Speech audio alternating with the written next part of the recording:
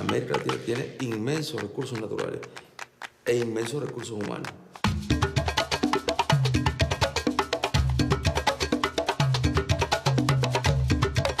Não se pode falar de cambio sem um cambio cultural. Trabalhar muito, muita democracia, muita paz. Creo que esta es una América parturienta y que está construyendo cosas. Depende de nosotros y no solo del gobierno, ¿no? Depende también de la lucha que den los pueblos.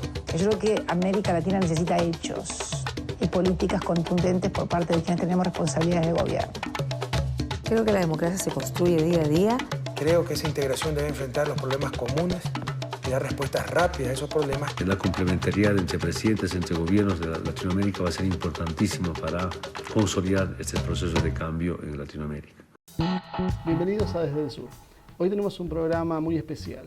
El proceso que está iniciando Mauricio Macri se está basando en una transferencia acelerada de recursos desde los sectores más pobres hacia aquellos que más tienen. Este programa indudablemente está creando toda una situación de tensión social y creemos que ante las dudas que está habiendo en la clase política, que las podemos ver mucho de lo que está pasando hoy en el Congreso, el sindicalismo empieza a emerger una vez más como uno de los factores que van a poner o que deberían ponerle un freno a este proceso neoliberal. Para poder analizar esta situación más en detalle, hoy estamos con Hugo Yasky. Hugo, ¿qué tal? Muy bien, gracias por la entrevista. Una de lo que está sucediendo ahora es que vemos que hay más de 100.000, no se sabe en realidad cuántos porque escasea la información, más de 100.000 despedidos, la caída del salario real es abrupta debido a la devaluación y la inflación que esto desató. Sin embargo, estamos notando que uno de los puntos donde están poniendo el acento muchos sindicatos, algunas centrales obreras, es en el tema de ganancias. ¿Cómo se explica esto? Y yo creo que porque es una reivindicación, en primer lugar, que representa al 15% de los asalariados que más gana y de alguna manera en algunos gremios de mucho peso es un porcentaje más alto. Creo que es una demanda además de fácil resolución. El gobierno ya se había comprometido. Es una forma de parecer que combatimos mientras no combatimos. Es una forma, claro, correctamente, vos lo dijiste bien, una forma de gestionar algo que se sabe que se puede resolver. La verdad que hoy en términos de urgencia está el tema de los despidos, está la defensa de la paritaria libre, está la situación de los trabajadores que están en la base de la pirámide social, que ya están con la cabeza debajo del agua a esta altura. Pero lo otro se puede vender mejor, digamos. Pero sin embargo no han conseguido demasiados avances en eso tampoco. O sea, Macri tiene aliados, pero no les da nada a cambio. ¿Cómo sí, la verdad que yo creo que la reunión que tuvo con los representantes de las distintas CGT terminó de una manera que para los dirigentes sindicales debe haber sido muy negativo, porque salieron con las manos vacías, o peor, salieron con anuncios que después el propio Macri se encargó de desmentir, los tiempos de la resolución de este tema, que supuestamente se podría haber resuelto en una semana, parecería que van a ser más dilatados, de forma tal que daría la intención de que a Macri no le interesa demasiado prohijar un sindicalismo oficialista. Parecería ser como que ni a los amigos les quiere dar mucho la hora. Y en este caso, sobre todo las CGT que se habían visto mucho más cercanas a Macri, ¿están teniendo ahora ya un distanciamiento? ¿Es real esto que estamos viendo en algunas declaraciones? Yo creo que sí, que es real, y sobre todo por la presión que está surgiendo desde la base de los sindicatos.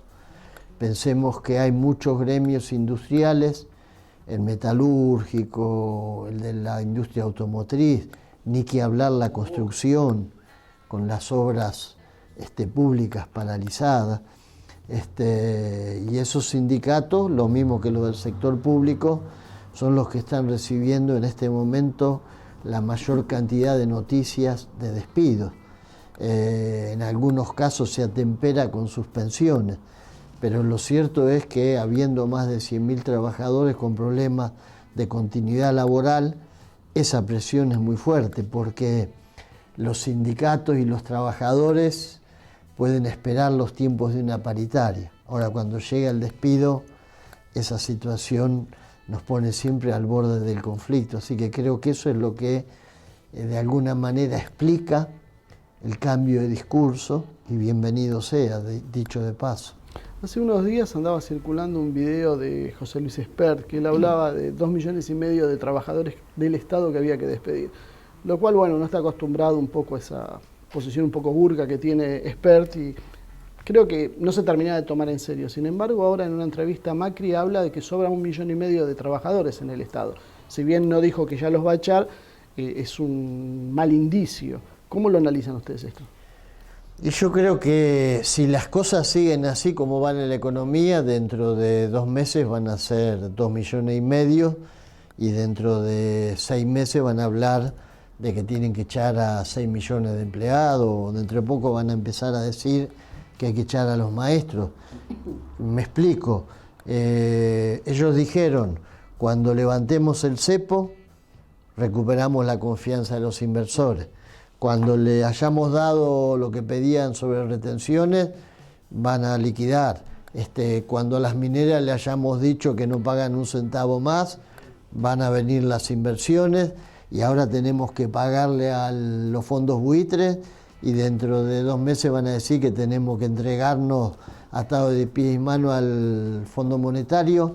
Lo cierto y concreto es que las inversiones no llegan, que se está cayendo a pedazos la demanda, que se está haciendo crujir a las pequeñas y medianas empresas, que está habiendo despidos, que además tenemos la inflación que no cesa. Y en este clima de desastre económico, que no es más grave porque los medios lo están ocultando sistemáticamente, vos fijate que no se habla de despidos. Este es un país donde no hay despedidos, este es un país donde todo el mundo le alcanza el dinero para llegar a fin de mes. Vos lees los diarios y estamos en una Argentina esplendorosa, el fulgor argentino a pleno. Sin embargo, todo eso es mentira. Entonces, por eso, la única salida que tiene es profundizar el ajuste. ¿Cómo reducimos el gasto del Estado, como dicen ellos? Echando empleados. Cuanto peor vaya la economía, más empleados van a querer echar. Sí, ya conocemos como la historia, es un círculo vicioso que se va a ir cerrando, no van a cerrar los números, vamos a volver a echar, y así hacia abajo. Y así hacia abajo. Ahora, esto lo tenemos todos bastante claro, por lo menos un sector de la población. Sin embargo, hay otro sector que parece todavía estar apoyando a Macri. Está cayendo la imagen, está cayendo la aprobación, pero todavía es alta. Sí. ¿Cómo se hace para romper este cerco mediático? No, yo creo que la vida se encarga de romper el cerco mediático. Paciencia. Porque lamentablemente, si todo fuese bien y estuviésemos iniciando un camino, ni siquiera digo de una economía floreciente, por lo menos un camino de una economía estable, donde la inflación estuviese controlada, por más cerco mediático que haya, a la gente el dinero le alcanza, tiene trabajo, ni hace falta el cerco mediático, la cosa caminaría bien para Macri. El problema es que el cerco mediático te alcanza hasta que los problemas de la gente se empiecen a plantear de tal manera y a tal escala que sea imposible tapar el sol con las manos.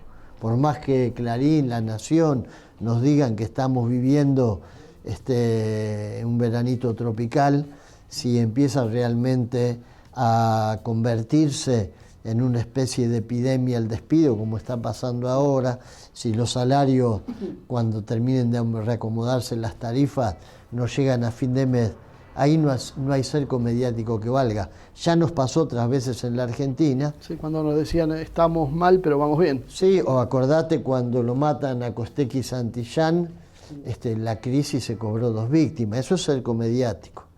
Ahora no hubo manera de parar la crisis ni la respuesta del pueblo.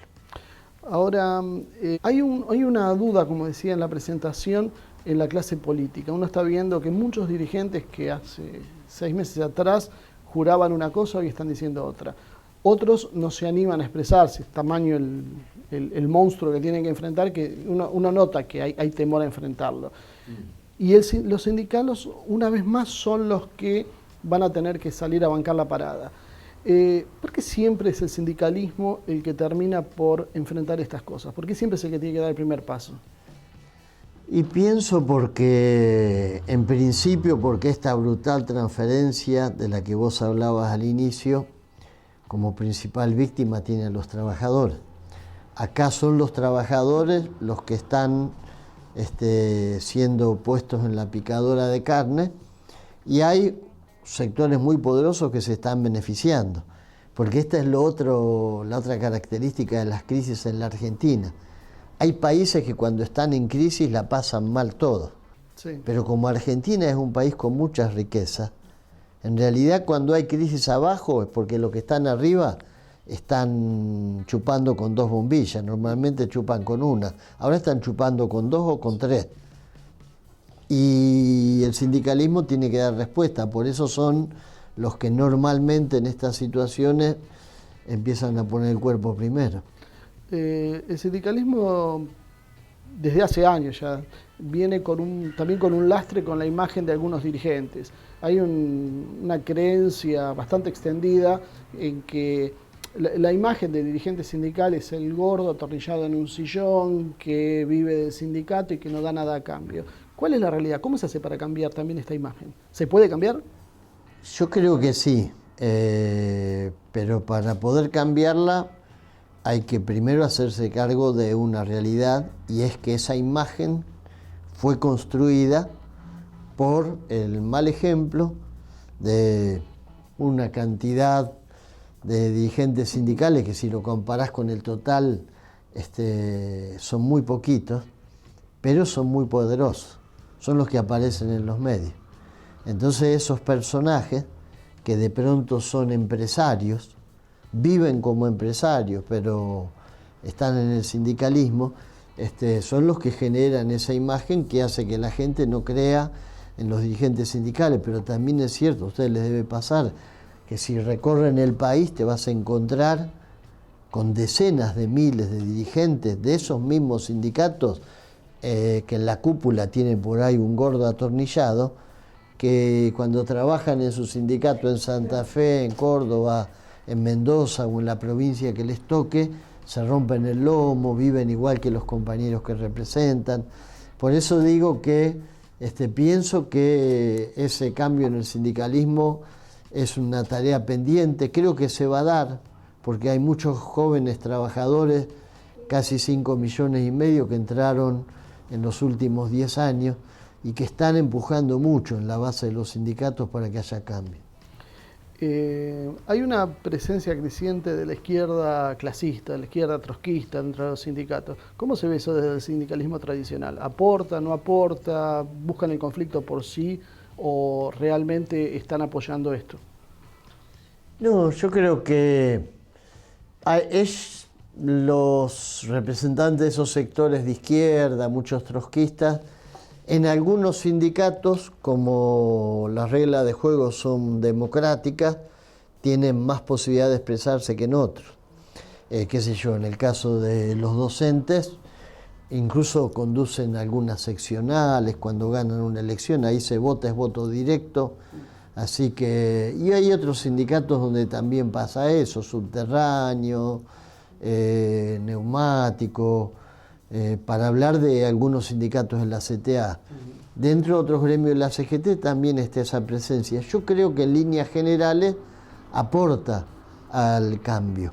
Es verdad que uno de pronto discute con ellos y hay, qué sé yo, coordenadas históricas donde puede coincidir, como ahora, que de hecho marchamos juntos en la última marcha por los despidos de los estatales. Cuando hay despidos, uno tiene que salir a bancar a los compañeros y ahí no hay distinciones ni hay que debatir mucho.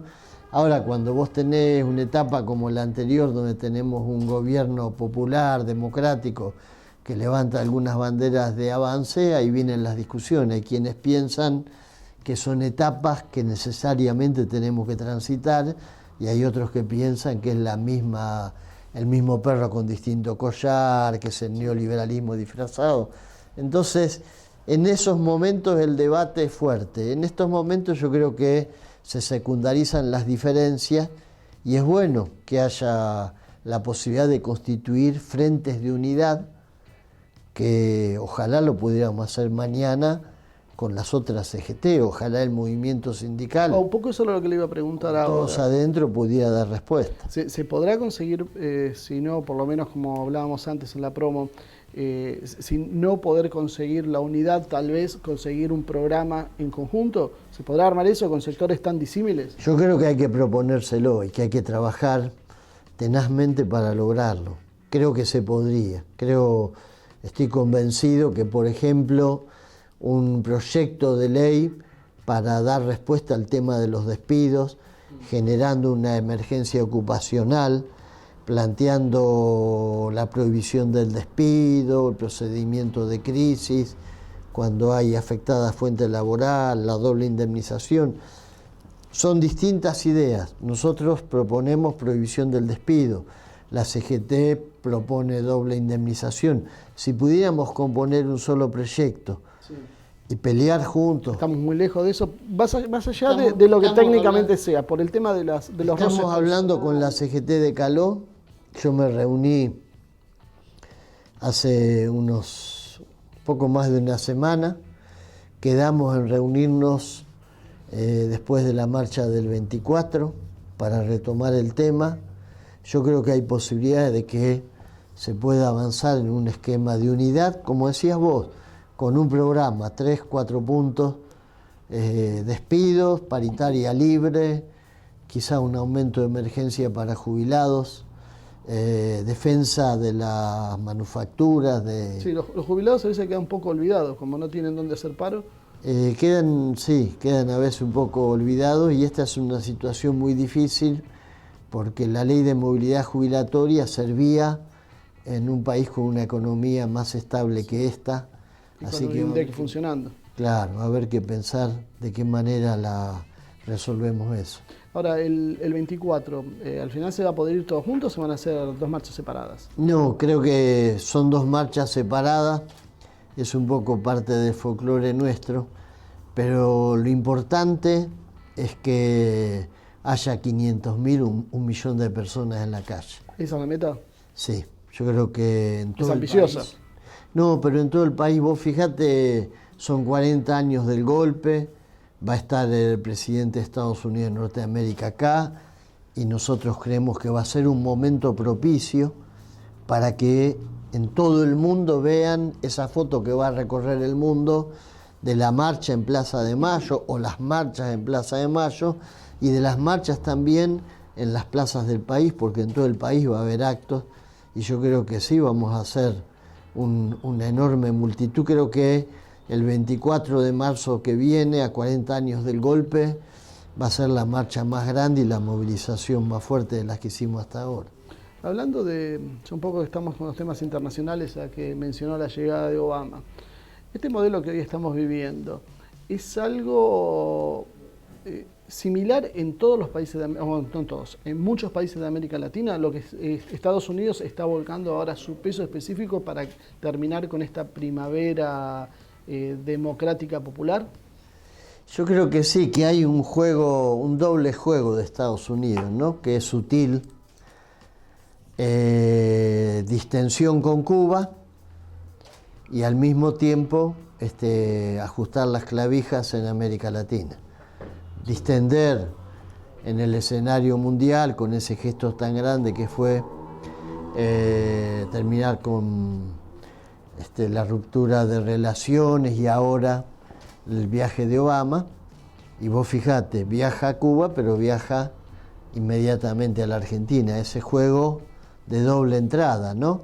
Es decir, por un lado, la reunión con quienes representan una revolución que no pudo ser puesta de rodillas, y por otro lado, venir inmediatamente a darse la mano con quien representa a esa nueva derecha que ha sido formateada y que tiene su matriz, no solamente la matriz ya en el plano económico, que eso está por descontado.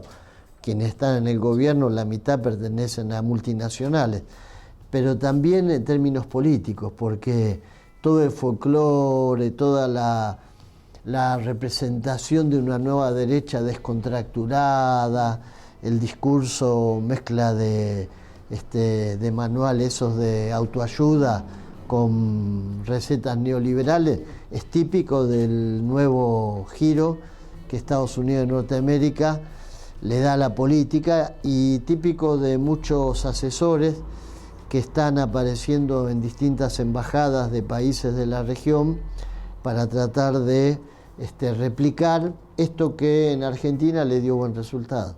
El tema de que China había realizado grandes inversiones en las centrales hidroeléctricas, centrales nucleares, en cierta medida garantizaba un número muy importante, no solo de una transferencia de tecnología, sino de puestos laborales. Este viraje ahora en política exterior, ¿ustedes creen que es la causa de casualmente el paralizar estas obras, hundir un pesquero, que nunca en la historia habíamos llegado a algo tan grave? Esto está todo encarnado, está todo encuadrado dentro de esa imagen, de esa necesidad de realinearnos y por eso desplazar a China como inversor y reemplazarlo por Estados Unidos. Sí, yo creo que sobre todo es una especie de deseo de sobreactuar, un viraje, porque esta suspensión de la continuidad de muchas obras públicas que se habían acordado con China es como para ellos escupir contra el viento, porque los países serios no hacen eso. Esta gente que habla tanto de que quieren ser un país... De hecho, el Reino Unido está invirtiendo en todos los proyectos de China. Claro, y además, cuando vienen empresarios a invertir, quieren seguridad jurídica.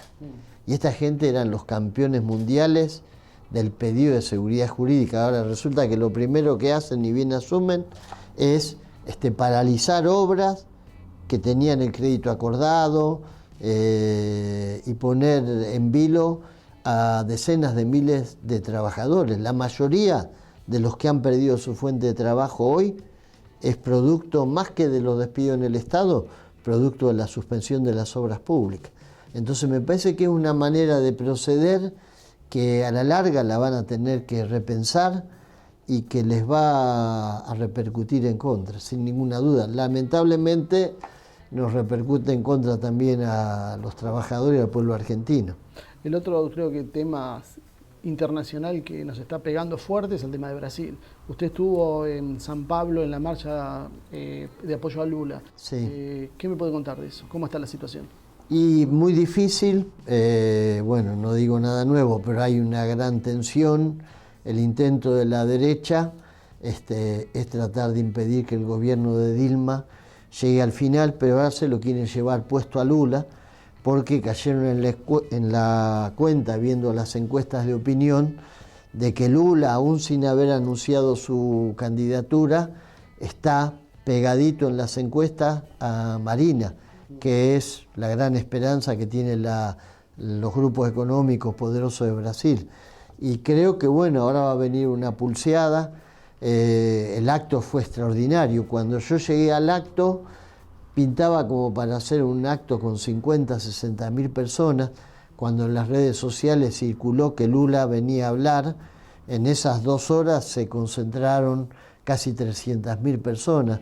Creo que Lula, si empieza a recorrer el país, va a empezar a producir una movilización popular que va a poner en problemas a los jueces que responden a los grupos económicos y a ese gran imperio mediático que es el que realmente en Brasil está jugando con las barajas del poder, ¿no? ¿Cuál era la expectativa? Porque me llamó la atención lo que dijo, que tanto cambió en 2 horas con el anuncio de que porque Lula estaba que voy, que no voy, no había definido. Claro. Cuando él define pasa esto. ¿Cuál era la expectativa real que había antes de eso?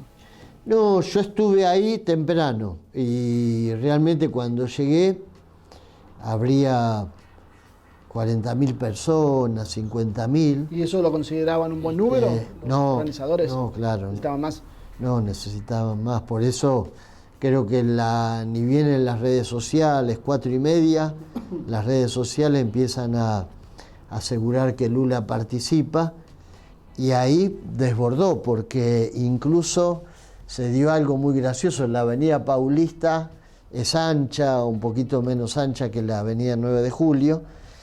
Ellos tenían un camión donde oficiaba de palco y donde estaba el sonido, y la pretensión era hacer el acto mirando hacia lo que sería el sector norte, y sin embargo la llegada espontánea de la gente reunió dos multitudes y el camión quedó en el medio, de manera que Lula tuvo que hablaba un poquito de un lado y pasaba con los micrófonos al otro extremo del camión y hablaba para los que habían quedado atrás, de manera que creo que efectivamente Lula hizo que ese acto tuviera 300.000 personas, que era lo que más o menos se anunciaba desde el palco. Y de lo que, o sea, viendo presencialmente, más allá de después de lo que sale en los medios, ¿cómo palpó la situación? ¿Cómo lo vio Lula? O sea, ¿está con fuerza? ¿Cree en la posibilidad real de avanzar? ¿Y qué puede llegar a pasar con el tema de que no lo dejan asumir? La consigna que coreaba la gente, había una que era no al golpe, y la otra consigna era Lula guerrero del pueblo brasilero. Y ese es el papel en el que Lula se siente mejor. Lula es un guerrero. Y él, ahí está, él nada como pez en el agua con la gente. Yo estaba en el palco y miraba la muchedumbre que no cabía un alfiler, y el camión estaba en el medio de eso, y yo decía, ¿cómo van a hacer para que Lula llegue hasta acá? O sea, porque tenía un trayecto de por lo menos 100 metros en un lugar donde no había manera de abrir paso, no había vallado, no había nada. Y sin embargo Lula llega, y llega todo despeinado y transpirado y llorando porque se emociona, y en el camino la gente le regala 5 gorras y 20 remeras, y Lula llega y ahí se seca un poquito y habla, y él le transmite a la gente esa mística, esa fuerza, que es todo lo que le falta a Dilma. Esperemos que Lula pueda llegar a asumir y que pueda llegar a hacer lo que él piensa, que es levantar una oleada desde los lugares más pobres de Brasil para terminar movilizando en las ciudades donde la clase media es fuerte y hoy es presa de la política de los sectores poderosos. Bueno, ahora para terminar, porque ya estamos con el tiempo justo, ¿puede haber en la Argentina alguna vez un Lula, un presidente que venga del movimiento sindical? Yo creo que sí, creo que... ¿Es una cuenta pendiente? Sí, para mí sería